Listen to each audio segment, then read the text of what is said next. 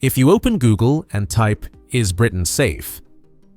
most of the answers will reassure you. England, a nation synonymous with civilization, where law is revered and order is considered a source of national pride. And Birmingham, in theory, fits perfectly into that picture. The second largest city in England, multicultural, once the industrial heartland, and currently being promoted as a reborn metropolis, full of development potential. But does reality operate according to what the media still portrays? Today, I want to take you beyond the familiar safe images, to confront a different Birmingham, a city grappling with prolonged economic decline and social unrest. We will cross together the streets considered the most dangerous in this city, where the boundary between normal residential areas and risk zones is so thin that a wrong turn at a street corner can make you feel the difference immediately. This video is not intended to be cheap shock value. My purpose is very clear: to find out what turned a great industrial center into the desolate and terrifying streets it is today. And if you're looking to test your courage, don't take your eyes off the screen. Because of this journey, you might have to look back and redefine the concept of safety in the land of fog. I came to Birmingham with very light luggage, a camera, a few power banks, and the familiar stereotype of England. You know that kind of prejudice: order, polite, everything runs on time, to standard, and in the spirit of a country of laws. Birmingham initially gave me a polite nod like that too. But if everything wasn't special, this video wouldn't have been made. My starting point was central Birmingham. There's nothing special here, so I left the city center quite quickly, because dark corners are often found on roads that have no reason to be included in travel brochures, and just a few minutes later, Birmingham gave me my first "Hello, do you see?" Before me stood a man bent over like a zombie, staggering as if someone had just turned him off. His body wasn't walking, but as if he were trying to brace himself from falling. No judgment intended, but I'm guessing it's not hard, a composite of harmful substances, cheap, accessible, and potent enough to turn a person into a form trapped in a state of half-life. Here, just a few steps and you'll meet a few more people like that. The residents here weren't even surprised. They just walked past, even straight through piles of used medical supplies and people lying on the sidewalk, as if nothing was wrong. I did some research, and according to the UK government's rough sleeping snapshot statistics, 4,667 people were sleeping on the streets on a single night. Just one night, and there's already so much, not to mention those who are in a state of hidden homelessness. Besides people sleeping on the sidewalk, there's something else here worth discussing, and it's also on the ground. That's right, it's trash. Trash appears as a new backdrop, not just one or two scattered bags. Trash is in the bushes, along the roadside, and even caught in windows and streetlights. The smell of the air here is truly terrible. It's a combination of the smell of unwashed bodies, the smell of dried urine, the strong smell of chemicals, and the mixed-in smell of garbage. I really had to wear 2 layers of masks to be able to keep going. My next destination is the Alum Rock area, which should be a place for children to run and play. But the scene before me resembled a warehouse of abandonment. Bulky items were dumped haphazardly, lying still as if no one was tasked with dealing with them. I asked the locals, and they said that's the fly-tipping culture of this neighborhood. People don't put trash in the bins. They drove trucks into back alleys or quiet street corners and dumped tons of waste, old, worn-out spring mattresses soaked with rainwater, rusty, broken refrigerators, animal carcasses, and even construction debris. This area is also notorious for streets where the sidewalks completely disappear under a layer of garbage. The mice here aren't sneaky. They run in packs openly because the food source is so abundant. This is a place where environmental sanitation laws seem non-existent. On the way in, I met 2 Americans who had just visited Norwich, and they said Norwich was sunny, friendly, and welcoming. Birmingham, on the other hand, is the opposite. Dirtier, heavier. It's not what they thought England would be like. Well, it's not just Americans who are surprised, and even a native English resident like me was surprised by my own hometown. In the distance are rows of severely dilapidated Victorian terraced houses with leaky roofs and boarded-up windows. The unemployment rate in this area is extremely high. Shops are shuttered, streets are full of potholes and broken glass. Police frequently have to patrol here with high intensity. The overwhelming feeling is one of being stuck and abandoned. You see, this is exactly what it feels like when the law is powerless. Birmingham doesn't just scare you with rats running across your feet, but also with the sight of illegal drug dealers openly selling like candy on the street or vampire-like innkeepers sucking the blood of the poor.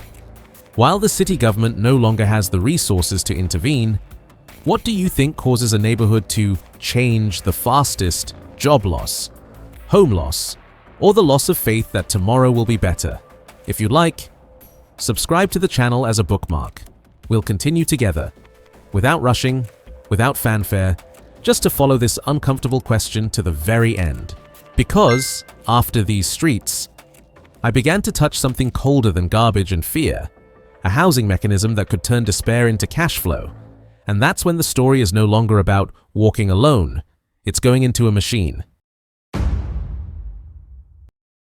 I left the streets where garbage and stench had become a new normal and started paying attention to something else. More, closer, but more annoying. There are houses that don't look special from the outside. Old-style townhouses. The door is closed.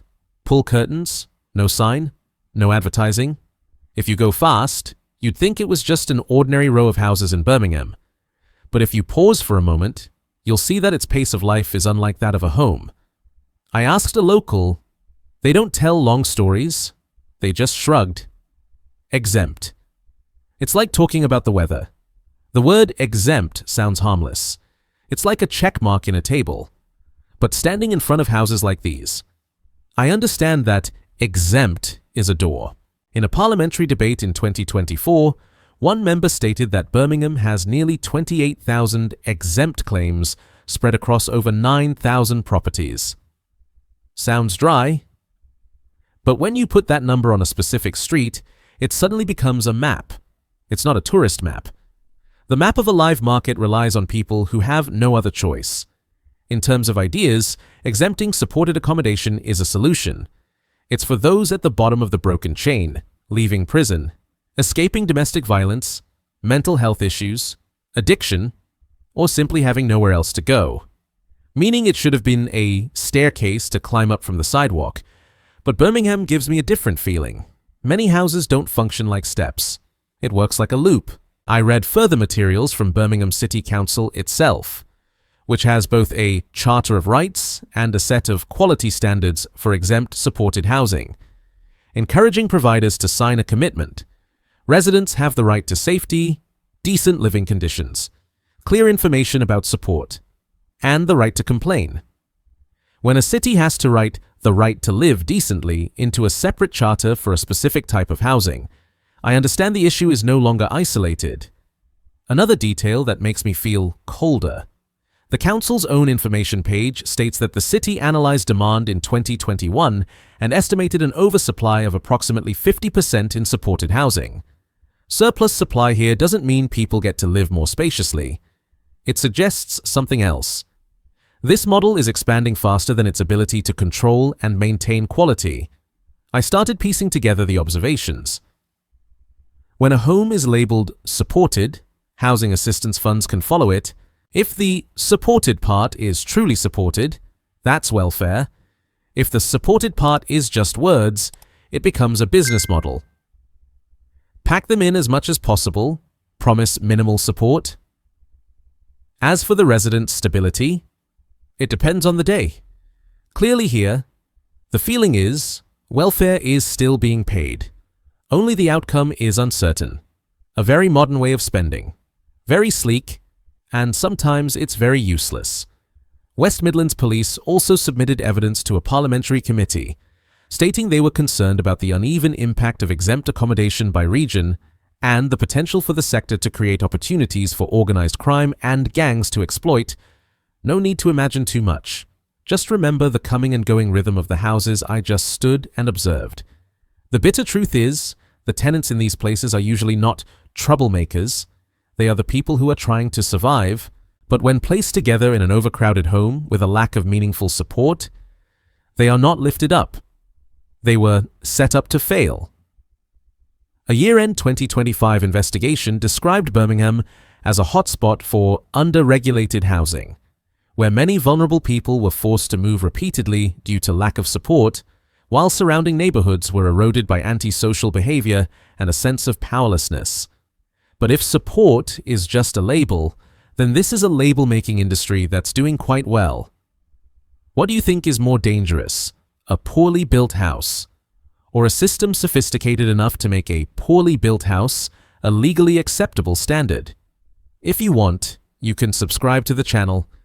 It's not to support me for fun, but so we can follow this story to the very end, because things that operate through loopholes often only reveal themselves when you look long enough. I continued walking, because if exempt accommodation is the shell, what makes it work isn't within the walls of the house. It lies with those who understand the law, understand loopholes, and know that victims often don't have time to resist. And at the next street corner, I began to see that nonchalance. I continued walking and began to realize something unsettling. Birmingham wasn't just dangerous in a way that made you jump. It's dangerous in a way that makes you get used to it. I didn't see the predator immediately. I saw the people being hunted first. An old woman pulled her shopping bag, walked close to the edge of the road, and stepped as if avoiding something invisible. A middle-aged man stood in front of his house, key in hand but not yet unlocked, his eyes quickly scanning both ends of the street as if checking, "Is it quiet today?" The story here isn't a big deal. They're small cases, frequent enough to wear you out. People told each other in short, clipped sentences, almost like an unwritten law. Don't stand there for too long. Don't argue. Don't look too directly. Don't react too strongly. The whole neighborhood is learning a new subject, the subject of silence. Silence doesn't mean they accept. Silence often just means they've tried to speak up, and the results weren't enough to make them want to try again. I passed through Selly Oak, the student area. During the day, things look normal. Shops are still open, and young people are still laughing and talking, but just ask a few questions, and that layer of paint will thin right away. Locals say that at night it's dodgier, sometimes chaotic due to drunk people, homeless individuals, and police intervention, and there are even incidents of car windows being smashed and break-ins. I turned onto Soho Road. It's not out of idle curiosity, and because places like that often reveal the true rhythm of life, there are scenes of beggars finessing, people trying to pickpocket, stories of outdoor drug use, and even corners where people speak frankly about unwanted issues as if they've become ingrained in the street. In some neighborhoods, the thing that's best managed isn't trash nor housing, but the residents' ability to lower their expectations on their own. And it was at that moment that I understood what detachment meant. What do you think is scarier? A major incident that the whole country is talking about, or hundreds of minor incidents that happen so frequently you stop calling them incidents? If you want, you can subscribe to the channel. Not to cheer for an individual.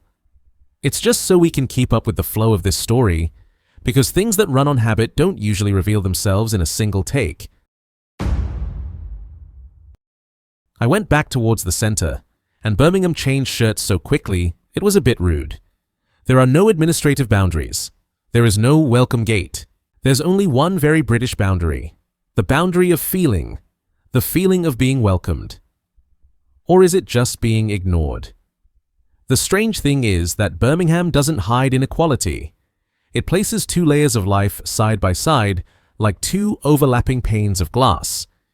If you look through this layer, you'll see a normal city. Looking across at that other class, you see a different city, where normal means you have to keep yourself safe, keep your dignity, and learn not to expect too much. I want to anchor this feeling with a number.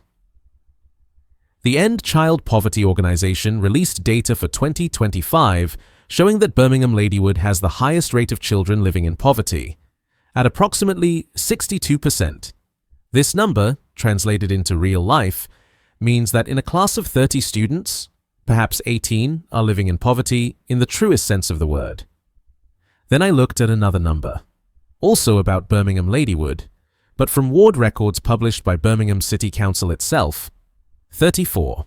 6% of children in the ward live in low-income households, which is equivalent to 1,706 children. The two numbers don't clash. They're talking about two different maps, two different ways of measuring, two different circles. But they show something alarming just by changing the way the map is cut. Poverty can look less shocking. And in political life, what's less shocking is sometimes also what's easier to delay.